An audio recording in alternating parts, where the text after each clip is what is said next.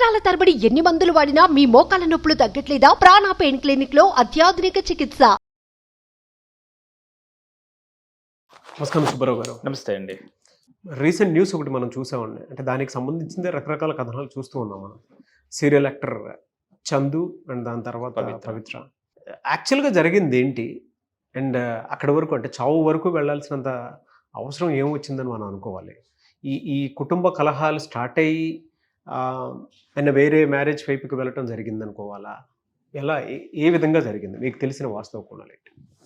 ఇది మొత్తం అర్థం చేసుకోవటానికంటే మీరు అడిగిన ప్రశ్నని పవిత్ర జయరామ్ గారి టోటల్గా ఆవిడ యొక్క జీవితం ఏం జరిగింది లాస్ట్ 25 ఇయర్స్ నుంచి మనం చూస్తే ఒక కన్క్లూజన్ వస్తుందండి.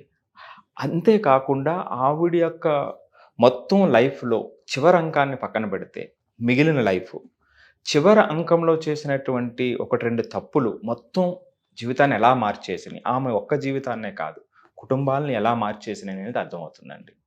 ఇప్పుడు నేను చెప్పేది కొంతమంది నచ్చకపోవచ్చు. నిన్నటి వరకు ఆవిడని అభిమానించి ఈ రోజున ఆవిడని వేరే విధంగా చూసేటువంటి వాళ్ళు చాలామంది ఉండొచ్చు. కానీ ఆ జరిగినటువంటి ప్రయాణం, ఆమె చేసినటువంటి ప్రయాణం చాలామంది చిన్న వయసులో పెళ్లి చేసుకున్న వాళ్ళకి, చిన్న వయసులో అంటే పెళ్ళికి ముందు ఎంతో చదవాలి, నా జీవితాన్ని మరో రకంగా ఊహించుకోవాలి అనుకునేటువంటి ఆడవాళ్ళకి, లేదు పిల్లలు పుట్టిన తర్వాత ఇంజనీరింగ్ వరకు చదివి పిల్లలు పుట్టిన వెంటనే జాబ్ మానేసి ఇంట్లో ఖాళీగా ఉన్నటువంటి కొంతమందికి, సో చాలామందికి ఇది ఒక పాఠం అండి. ఇది ఒక లెసన్ మనకు తెలియజేస్తుంది. ఒక రకంగా కొంత ఇన్స్పిరేషన్ కూడా ఇస్తుంది ఒక లెవెల్ వరకు. సో దీని ఏమిటి అసలు అనేటువంటిది చూద్దామండి. పవిత్ర జయరామ్ గారు అనేటువంటి ఆమె ఒక చిన్న గ్రామంలో 16 సంవత్సరాలు అదే స్కూల్లో, అంటే ఆ ఊర్లో ఉన్నటువంటి స్కూల్లోనే చదువుకొని 16 సంవత్సరాల వరకు నడిపినటువంటి ప్రయాణం వెంటనే 16-17 సంవత్సరాల్లోనే కుటుంబ పరిస్థితుల వల్ల మ్యారేజ్ చేయటం, మ్యారేజ్ చేసిన 1-2 సంవత్సరాల్లోనే ఆమెకి ఆ తరువాత 2-3 సంవత్సరాల్లో 2 పిల్లలు పుట్టడం, అంటే 20-21 సంవత్సరాలు వచ్చేటప్పటికి 2 పిల్లలు. అదే సందర్భంలో ఆమె భర్త నుండి విడిపోయిన సందర్భం, ఎందుకు ఏం కారణాలు అనేది మనకు అనవసరం, విడిపోయినటువంటి సందర్భం. అంటే 21-22 సంవత్సరాలప్పటికీ ఆమె 2 పిల్లలతో భర్త నుంచి దూరంగా విడివడి పేరెంట్స్తో బాధ్యత, ఈ పిల్లల బాధ్యతను చూస్తూ నిలబడినటువంటి మహిళ అండి.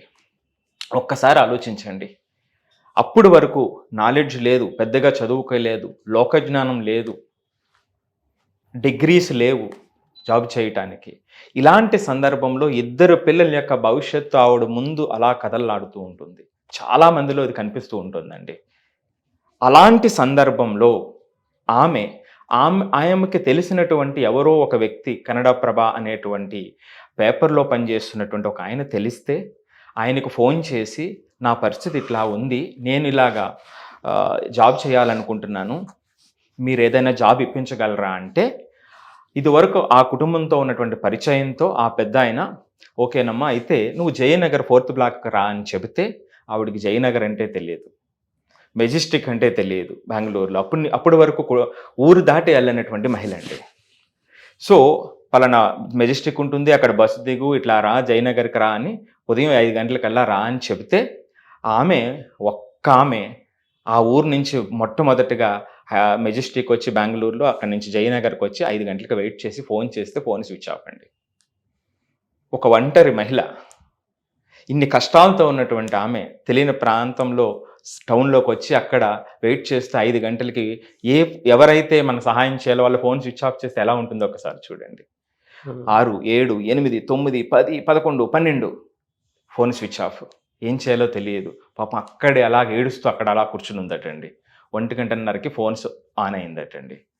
1:30కి ఫోన్ ఆన్ అయితే అప్పుడు మాట్లాడింది, అయ్యో పాపం నేను మర్చిపోయాను తల్లి, నేను రాత్రి వరకు కూడా షూటింగ్లో ఉండటం వల్ల నీ ఫోను అటెంప్ట్ చేయలేకపోయాను అని అప్పుడు ఆయన మాట్లాడారు. మాట్లాడిన తర్వాత ఏదో జాబ్ చూపిస్తానన్న సందర్భంలో ఆవిడ సీరియల్స్లో యాక్ట్ చేయాలనుకుంది, కానీ ఆ అవకాశం రాక బెంగళూరుకి ఫ్యామిలీని తీసుకొచ్చి 2 పిల్లలు, పేరెంట్స్, ఎందుకంటే ఈమె జాబ్ చేస్తే పిల్లల్ని చూసుకునేటువంటి వాళ్ళు ఉండారు కాబట్టి పేరెంట్స్ని కూడా తీసుకొచ్చింది. ఆ రోజుకి ఏ జాబు లేదండి. ఏదో తెలియనటువంటి ధైర్యం ఆమెని ఆ బెంగళూరుకి తీసుకొచ్చింది. హౌస్ కీపింగ్ చేసిందండి. గార్మెంట్ ఫ్యాక్టరీలో డైలీ వేస్కి వర్క్ చేసిందండి ఆమె. మూడవది నర్సింగ్ కాలేజీలో లైబ్రేరియన్గా పనిచేసిందండి. చూడండి, చిన్న పిల్లలు, ఈ చిన్న ప్రయాణం, పెద్ద టౌన్లో కష్టాలు. ఈ సందర్భంలో ఆమెకి ఏం జరిగిందంటే అండి, 2008లో డైరెక్షన్ డిపార్ట్మెంట్లో, ఎందుకంటే ఈవిడ ఆలోచన అంతా కూడా యాక్ట్ చేయాలి అనేటువంటి తిరుగుతూనే ఉంది. సో లైవ్లీవుడ్ కోసం ఈ జాబులు చేసుకుంటూ కష్టపడుతూ కుటుంబాన్ని తీసుకుంటూ వస్తుంది, ముందుకు తీసుకువెళ్తూ ఉంది. సో ఆ సందర్భంలో 2008లో డైరెక్టర్ డిపార్ట్మెంట్లో వస్తే జాయిన్ అయిపోయిందండి. అక్కడ జాయిన్ అయిన తర్వాత అలా మళ్ళా 4 సంవత్సరాలు ప్రయాణం చేసిన తర్వాత 2012కి వచ్చేటప్పటికి ఆవిడకి యాక్టింగ్ ఆపర్చునిటీ వచ్చింది అక్కడ కన్నడ సీరియల్స్లో. అక్కడి నుంచి ఆవిడ ప్రయాణం మరొక కొత్త రూపు తీసుకుందనమాట అండి. ఈ సందర్భంలో, ఈ షూటింగ్కి వెళ్ళిన సందర్భంలోనండి, మనం ఎప్పుడు అంటుంటాం, మనం పరిస్థితులు అర్థం చేసుకునేటప్పుడు మన ఆలోచన విధానం మారుతుందని. అక్కడ ట్రైబల్స్ షూటింగ్కి వెళ్ళిందటండి. ట్రైబల్ ఏరియాలో షూటింగ్కి వెళ్ళి అక్కడ కష్టాలు చూసిందటండి. అక్కడ కష్టాలు చూసి చలించిపోయి, అరే వీళ్ళ కష్టాల ముందు నా కష్టం ఎంత అని ఆవిడకి ఇంకా తెలియనటువంటి ధైర్యం వచ్చిందండి.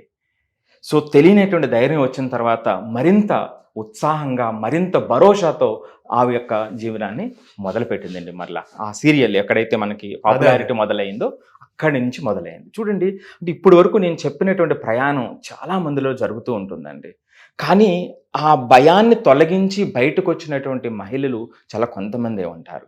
సో ఆ కొంతమందిలో ఈమె సక్సెస్ఫుల్గా పిల్లలను కూడా అంతే స్థాయికి తీసుకొచ్చిందండి. పిల్లవాడు 22 సంవత్సరాలు, ఆయనకు కూడా ఈ సీరియల్స్లో యాక్ట్ చేయాలని ఆడిషన్ కూడా ఇవ్వడం జరిగింది. అమ్మాయి డిగ్రీ చదువుతుంది, మన హైదరాబాద్లో డిగ్రీ జరుగుతుంది. సో వాళ్ళు కూడానండి, మీ ప్రయాణం మనం చూస్తే భర్త నుంచి వేరుపడి పిల్లలు చాలా ఇబ్బంది పడుతూ ఉంటారు జనరల్గా సింగిల్ పేరెంట్తో. వీళ్ళు అమ్మ మీద ఎంతో అమితమైనటువంటి ప్రేమతో ఉన్న పిల్లలండి వీళ్ళిద్దరూ కూడా. అంటే పేరెంటింగ్ విషయంలో, ఆవిడ కెరియర్ కష్టం విషయంలో, పేరెంటింగ్ విషయంలో చాలా చక్కగా ముందుకి తీసుకెళ్ళినటువంటి సందర్భం. ఇది ఖచ్చితంగా అండి ఇక్కడ వరకు జరిగిన పాఠం, ఇక్కడ వరకు జరిగినటువంటిది చాలామందికి ఆదర్శం అండి. కానీ ఎంత జీవితం అయినా సరే మనం చేసే 1-2 తప్పులు అదో పాతాళానికి తొక్కేస్తాయి, ఆ విలువని మొత్తం సమాజం నుంచి తీసి పాడేస్తాయి అనేటువంటి దాంట్లో ఇది ఒక ఉదాహరణ అండి. సో లాస్ట్లో జరిగినటువంటి చివరి మెట్టు ఏదైతే ఉందో, ఆమె చందుతో జరిగినటువంటి సంబంధం, ఆ తర్వాత జరిగినటువంటి ప్రయాణం, ఇటు ఈమె కుటుంబాన్ని, అటు అప్పటి వరకు ఆ చందుయే సర్వస్వం అనుకుని జీవిస్తున్నటువంటి శిల్ప గారు, వాళ్ళ పిల్లలు, వాళ్ళ పేరెంట్స్, వాళ్ళని అతలాకుతం చేసేసిందండి. చూడండి, వీళ్ళు ఎలా కలిసారు సార్ అసలు? వీళ్ళు ఇద్దరు కూడా, ఆమె 2012లో కన్నడ ఇండస్ట్రీలో స్టార్ట్ అయిందని చెప్పాను కదండి. ఆ తర్వాత మనకి తెలుగు ఇండస్ట్రీలో కూడా, తెలుగు సీరియల్స్లో కూడా వీళ్ళిద్దరూ కలిపి యాక్ట్ చేయడం జరిగిందండి. ఎప్పుడైతే వీళ్ళు కలిపి యాక్ట్ చేయడం జరిగిందో ఆ సందర్భంలో ఒకానొక పరిస్థితిలో ఒక సీరియల్ జరుగుతుండగా ఒక సీన్ జరుగుతుంది. అప్పటికి వీడికి కొంత పాపులారిటీ వచ్చింది. చందు కూడా అక్కడే ఉన్నాడు, ఆయన కూడా చిన్న క్యారెక్టర్స్ చేస్తూ ఉన్నాడు. చేసేటువంటి క్రమంలో ఒక సీన్లో చీరను అంటించేటువంటి సీన్ ఉందటండి. అక్కడ కొన్ని జాగ్రత్తలు తీసుకోకపోవటం వల్ల ఎక్కువ పెద్ద మంట రావటంతో, అంటే ఆ పవిత్ర గారి చీరే అంటుకునేటువంటి సందర్భం ఆ సీన్ అనమాట అండి. ఆవిడ సృహ తప్పి పడిపోతున్నటువంటి సందర్భంలో అక్కడున్న 14-15 మంది కొంచెం స్పందించలేనటువంటి పరిస్థితులు, ఈయన వాళ్ళందరికన్నా ప్రోయాక్టివ్గా స్పందించి ఆవిడని కాపాడడం జరిగిందండి. సో ఆవిడ స్పృహ తప్పిపోతుంటే దవడ మీద కొట్టడం జరిగింది. వెంటనే హాస్పిటల్కి తీసుకెళ్ళడం జరిగింది. హాస్పిటల్కి వెళ్ళిన తరువాత డాక్టర్ చూసి స్పృహ వచ్చిన తర్వాత ఏంటి ఇక్కడ ఇలా మార్క్స్ ఉన్నాయని అడిగినప్పుడు వాళ్ళందరూ కూడా చందుని నిందించి, ఇదిగోండి ఇతనే కొట్టాడు అంటే, డాక్టరు అలా కొట్టడం వల్ల అన్కాన్షియస్గా వెళ్ళవలసినటువంటి ఆమె కాన్షియస్ స్టేట్లో ఉండి ఈ రోజున బతికింది అని చెప్పడంతో, అది ఆమెకు తర్వాత తెలియటంతో ఈయన వల్లే నా జీవితం మరలా తిరిగి వచ్చింది అనేటువంటి ఒక సీన్ అక్కడ ఆ జీవితంలో జరిగింది వాళ్ళిద్దరిలో. అది అక్కడ వరకు కూడా ఇంకా ఆ 2 కుటుంబాలని కూడా, అంటే అది మంచి పని, కానీ దాన్ని తీసుకునేటువంటి విధానం వేరేగా తీసుకోవడంతో 2 కుటుంబాలని అతలాకుతం చేసేసిందండి. సో అంటే ఫైనల్గా నేను చెప్తున్నది ఏంటంటే, ఈవిడ యొక్క కంప్లీట్ స్టోరీలో 10 అంకాలు అనుకుంటే లాస్ట్ 2 చివరి స్టేజ్ని పక్కన పెడితే 8 స్టేజెస్ మనం చూస్తే, అంటే ఆవిడ చిన్నప్పటి నుంచి ఈ పిల్లల్ని ఇక్కడి వరకు తీసుకొచ్చినటువంటి సందర్భం చాలా మందికి ఆదర్శం అండి. ఇది మాత్రం ఒప్పుకోవాలి, కొంతమందికి నచ్చినా నచ్చకపోయినా సరే. కానీ చివరిలో చేసిన ఆ తప్పులు, మొత్తం ఈ ప్రయాణాన్ని విలువ లేకుండా చేసేసినాయండి. మనం అదే చెప్తున్నాం ఇక్కడ.